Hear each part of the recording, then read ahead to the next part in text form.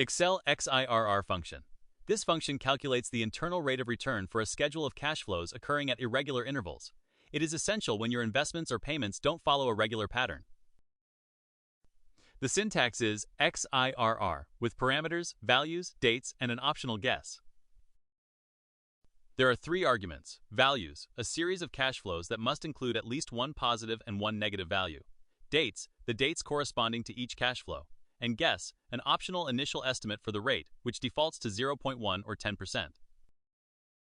Here's an example. We have an initial investment of negative $10,000 on January 1st, 2015, followed by returns of $2,750 on March 1st, $4,250 on October 30th, $3,250 on February 15th, 2016, and $2,750 on April 1st, 2016.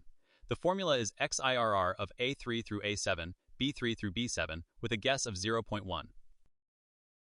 The XIRR function returns 37.46%.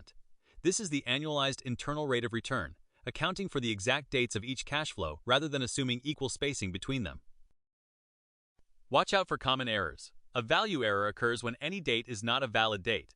A num error occurs when the values don't contain at least one positive and one negative cash flow, when any date precedes the start date, when the values and dates arrays differ in length, or when no result is found after 100 iterations. Key points to remember.